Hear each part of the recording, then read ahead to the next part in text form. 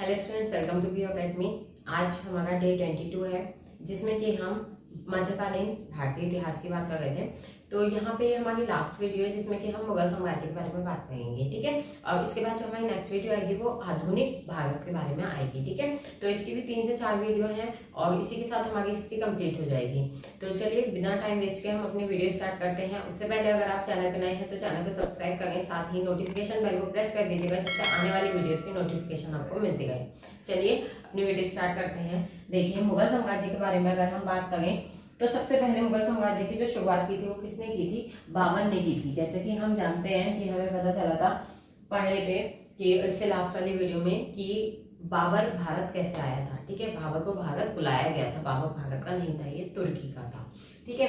तो यहाँ पे बाबर जब भारत आता है तो क्या हुआ कि बाबर ने अपने साम्राज्य के स्थापना की, ठीक है। जैसे कि कोई भी राजा होता है, जब वो पहली बार राजा बनता है तो उसी ने अपने जो एक साम्राज्य की स्थापना की थी, इसी तरह से बाबर ने भी मुगल साम्राज्य की स्थापना की, ठीक है।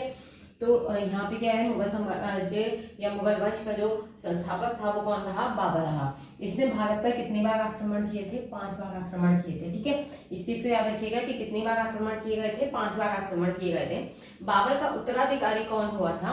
बाबर का उत्तराधिकारी था उसका बेटा हुमायूं। कौन था? उसका बेटा हुमायूं, ठीक है। याद रखिएगा, बाबर ने यहाँ पे जो मुगल वंश है उसकी नींव रखी थी और उसका बेटा जो था वो उसका उत्तराधिकारी बना था। बेटा कौन था? हुमायूं, ठीक है। अब यहाँ पे देखिए, ये तो वैसे नहीं पूछा जाएगा कि इसने जो बाबर है उसने भारत पे कितनी बार आक्रमण किया था, बट मैंने यहाँ बता दिया है कि बाबर ने भारत पर 5 बार आक्रमण किया था, ठीक है। अब बाबर की जो आत्मकथा थी किस नाम से है? बाबर की आत्मकथा बाबरनामा के नाम से। किस नाम से है? बाबरनामा। अब आत्मकथा क्या होती है? जो खुद लिखी जाती है, ठीक है। तो यहाँ पे जो आत्मकथा है यानी कि बाबर ने अपनी आत्मकथा खुद लिखी थी बाबरनामा नाम से, जो कि किस भाषा में थी? तुर्की भाषा में थी। किस भाषा में थी? तुर्की भाषा में। अब बाबर की आत्मकथा, जाहिर सी बात है भाई, वो तुर्क का था तो उसे तुर्की भाषा आती होगी, इसे उसने अपनी जो आत्मकथा लिखी थी वो तुर्की भाषा में लिखी थी, ठीक है। अब तुर्की भाषा को अनुवाद किया गया था फारसी भाषा में। किस भाषा में? फारसी भाषा में इसका अनुवाद किया गया था, ठीक है। और ये अनुवाद किसने किया था? अब्दुल रहीम खान खाना ने, ठीक है। तो अब्दुल रहीम खान खाना ने क्या किया था? फारसी भाषा में इसका अनुवाद किया था, ठीक है। तो यहाँ पे आपसे क्वेश्चन पूछा जाता है कि बाबरनामा असल में किस भाषा में लिखा गया था? तो तुर्की भाषा में लिखा गया था। दूसरी चीज की जो बाबरनामा है उसका फारसी भाषा में अनुवाद किसने किया? तो अब्दुल रहीम खान खाना ने इसका जो अनुवाद है वो फारसी भाषा में किया था, ठीक है। नेक्स्ट देखिए, अब आता है हुमायूं के बारे में। जैसे कि हमने पढ़ा कि इसका जो बेटा था वो इसका उत्तराधिकारी बना था, ठीक है। तो अब यहाँ पे देखिए कि इसने जो है वो कई युद्ध लड़े थे, ठीक है। उनमें ये 3 युद्ध हैं, पहला, दूसरा, तीसरा। पहला कौन सा है? चौसा का युद्ध, ठीक है। दूसरा बेलगाम का युद्ध, तीसरा सरहिंद का युद्ध, ठीक है। तो जो चौसा का युद्ध था वो 1539 ईस्वी में हुआ था, शेर खां और हुमायूं के बीच। किसके बीच? शेर खां और हुमायूं के बीच हुआ था। अच्छा, शेर खां और शेरशाह सूरी एक ही हैं, ठीक है। शेर खां और शेरशाह सूरी एक ही हैं। यहाँ पे क्या हुआ था कि जब ये युद्ध हुआ था, चौसा का युद्ध 1539 में शेर खां और हुमायूं के बीच, तो इसमें क्या हुआ था? शेर खां की जीत हुई थी, ठीक है। क्या इसकी जीत हुई थी? शेर खां की। तो शेर खां ने अपना जो नाम था, मतलब एक उपाधि दी जाती है ना, उपाधि ली थी, तो वो शेरशाह सूरी की उपाधि इसने ली थी, ठीक है। तो शेर खां जो था वही शेरशाह सूरी था, ठीक है, ये याद रखिएगा। तो शेर खां और हुमायूं के बीच हुआ था चौसा का युद्ध 1539 में, जिसमें शेर खां जो है वो विजयी रहा था। फिर आया था बेलगाम का युद्ध जो कि 1540 में हुआ था। ये भी शेर खां और हुमायूं के बीच हुआ था। किनके बीच हुआ था? शेर खां और हुमायूं के बीच हुआ था। इस युद्ध में भी शेर खां की विजय हुई थी और हुमायूं की हार हुई थी। तो ये जो बेलगाम का युद्ध था 1540 ईस्वी में हुआ था। इसके बाद क्या हुआ? शेरशाह सूरी ने जो हुमायूं है उसे दिल्ली की गद्दी से हटा दिया और वहां से, मतलब गद्दी पे से हटा दिया, और उसके बाद क्या हुआ? वहां पे शासन करने लगा, ठीक है। उसके बाद देखिए फिर आता है सरहिंद का युद्ध। ये 1555 ईस्वी में हुआ था, ठीक है। कब हुआ था? 1555 ईस्वी में ये हुआ था हुमायूं और पंजाब के सूरी शासक सिकंदर के बीच, ठीक है। किसके बीच हुआ था? हुमायूं और सिकंदर के बीच हुआ था। ये वो सिकंदर नहीं है, ठीक है, ये पंजाब का सूरी शासक सिकंदर है, इसके बीच हुआ था। इसमें क्या हुआ था? हुमायूं की विजय रही थी और हुमायूं जब जीत गया था तो उसने दिल्ली की जो गद्दी थी अपनी वो वापस ले ली थी, ठीक है। उसके बाद देखिए यहाँ पे हुमायूं की जो आत्मकथा जीवनी है, ठीक है, वो किस नाम से है, हुमायूंनामा के नाम से। एक बात याद रखिएगा कि इनकी जो आत्मकथा है, जीवनी है, यानी कि इनके बारे में जिस भी किताब में लिखा गया है वो क्या है, नामा उसमें जुड़ा हुआ है। बाबर की किताब है बाबरनामा, हुमायूं की हुमायूंनामा, अकबर की अकबरनामा, ठीक है। तो हुमायूंनामा की जो रचना है वो किसने की थी, गुलबदन बेगम ने की थी। किसने की थी, गुलबदन बेगम ने की थी, ठीक है, याद रखिएगा।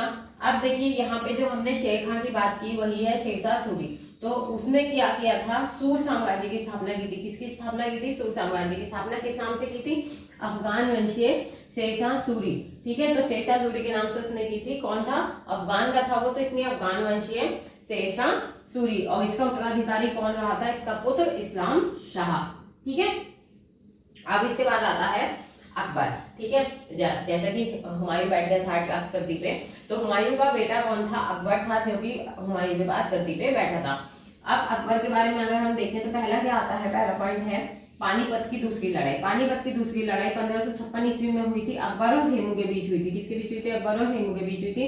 याद रखिएगा, पानीपत की लड़ाई के बारे में पूछा जाता है। पानीपत की दूसरी लड़ाई 1556 ईस्वी में हुई थी, अकबर और हेमू के बीच हुई थी, ठीक है। दूसरा है हल्दी घाटी का युद्ध, ठीक है, हल्दी घाटी का युद्ध। तो यहाँ पे देखिए हल्दी घाटी के युद्ध के बारे में हमने महाराणा प्रताप के बारे में पढ़ा था, तब भी देखा था, ठीक है। तो हल्दी घाटी का युद्ध कब हुआ था, 1556 ईस्वी में हुआ था। कब हुआ था, 1556 ईस्वी में हुआ था।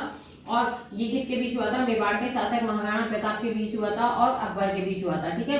तो महाराणा प्रताप और अकबर के बीच जब हल्दी घाटी का युद्ध हुआ था, इसमें कौन जीता था, अकबर की जीत हुई थी, ठीक है। अकबर इसमें विजयी रहा था। अब इसके बाद देखिए आता है अकबरनामा, ठीक है। तो अकबरनामा की अगर हम बात करें तो अकबरनामा की रचना किसने की, अबुल फजल ने की। किसने की, अबुल फजल ने की थी। उसके बाद देखिए बुलंद दरवाजा। बुलंद दरवाजा क्या है, बुलंद दरवाजा एक इमारत है। इसका निर्माण कब करवाया गया था, अकबर ने गुजरात विजय के उपलक्ष्य में करवाया था, ठीक है। तो आपसे क्वेश्चन ये पूछा जाएगा कि बुलंद दरवाजा का निर्माण किसने करवाया था, तो वो किसने करवाया था, अकबर ने करवाया था। ये नहीं पूछा जाएगा कब करवाया था, तो गुजरात विजय के उपलक्ष्य में करवाया था, ये जरूरी नहीं है, बस इतना याद रखिएगा कि बुलंद दरवाजा का निर्माण अकबर ने करवाया था, ठीक है। और ये मोस्ट इंपॉर्टेंट पॉइंट है यहाँ से लेके यहाँ तक कि अकबर के काल को हिंदी साहित्य का स्वर्णकाल कहा जाता है, ठीक है, याद रखिएगा, हिंदी साहित्य का स्वर्णकाल कहा जाता है। ये चीज, ये पॉइंट्स हाईलाइट करके लिखिएगा बिल्कुल कि अकबर के काल को हिंदी साहित्य का स्वर्णकाल कहा जाता है, क्योंकि ये क्वेश्चन पूछ लिया जाता है, ठीक है। नेक्स्ट देखते हैं, नेक्स्ट पॉइंट है कि अकबर का उत्तराधिकारी कौन रहा, वो रहा सलीम। सलीम किस नाम से गद्दी पे बैठा था, क्योंकि अगर हम इतिहास पढ़े तो सलीम नाम का कोई भी मुस्लिम राजा नहीं था, ठीक है, यानी कि कोई भी मुगल साम्राज्य का राजा सलीम नाम से नहीं था। तो वो किस नाम से गद्दी पे बैठा था, नूरुद्दीन मोहम्मद जहांगीर बादशाही गाजी के नाम से वो गद्दी पर बैठा था। तो इसे हम शॉर्ट में क्या कहते हैं, जहांगीर। किस नाम से जानते हैं हम, जहांगीर, ठीक है। तो जहांगीर को किस लिए याद किया जाता है, न्याय की जंजीर के लिए याद किया जाता है। आपसे क्वेश्चन पूछा जाएगा कि न्याय की जंजीर किसे कहा जाता है, या न्याय की जंजीर के लिए किस राजा को याद किया जाता है, तो वहां पे किसका नाम आएगा, जहांगीर, ठीक है। इसके समय को, मतलब जहांगीर का जो समय काल रहा, इसके काल को क्या कहा जाता है, चित्रकला का स्वर्णकाल कहा जाता है, याद रखिएगा। अकबर के समय को हिंदी साहित्य का स्वर्णकाल कहते हैं, जबकि जहांगीर के समय को चित्रकला का स्वर्णकाल कहा जाता है। इसका जो उत्तराधिकारी था वो कौन था, शाहजहां, यानी कि जहांगीर का बेटा कौन था, शाहजहां था, जो कि उसका उत्तराधिकारी रहा था। फिर शाहजहां के शासनकाल को क्या कहा जाता है, स्थापत्य कला का स्वर्णकाल कहा जाता है। इसे स्थापत्य कला का स्वर्णकाल क्यों कहा जाता है भाई, क्योंकि भारत में जो अजूबे हैं उनमें अजूबों में भाई एक नाम है ताजमहल, जिसका नाम सभी ने सुना होगा।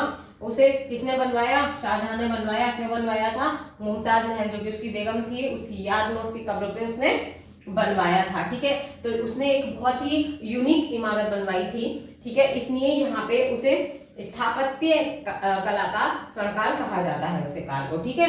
तो ये भी देखिए यहाँ पे लाइन आ गई है कि उसने अपनी बेगम मुमताज महल की याद में ताजमहल का निर्माण आगरा में उसकी कब्र पर करवाया था, ठीक है।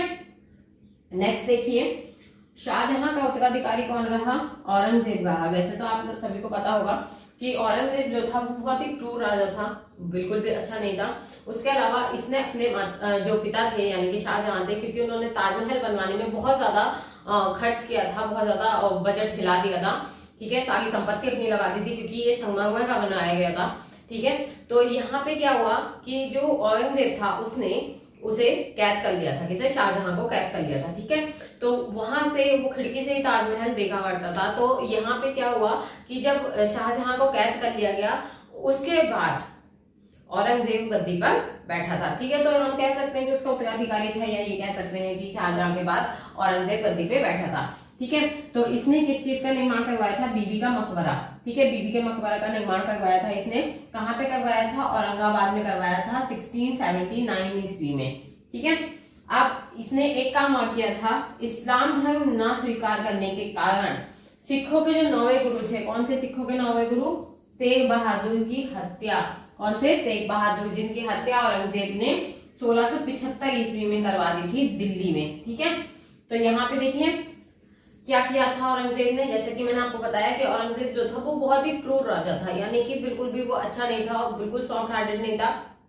वो डायरेक्ट फैसले लेता था, डायरेक्ट हत्या करवा देता था। ठीक है, तो उसने इस्लाम धर्म को कबूल करने के लिए कहा था, जो कि इस्लाम धर्म ना अपनाने के कारण जो सिखों के 9वें गुरु थे तेग बहादुर, उनकी हत्या करवा दी गई थी। ठीक है, तो वो किसने करवाई थी? औरंगजेब ने। तो आपसे क्वेश्चन क्या पूछा जाएगा कि सिखों के जो 9वें गुरु हैं उनकी हत्या किसने करवाई थी? तो किसने करवाई थी? औरंगजेब ने। ठीक है, तो इसी के साथ देखिए यहाँ पे आपकी वीडियो कंप्लीट होती है। यहाँ पे आप इसे नोट कर सकते हैं, स्क्रीनशॉट ले सकते हैं।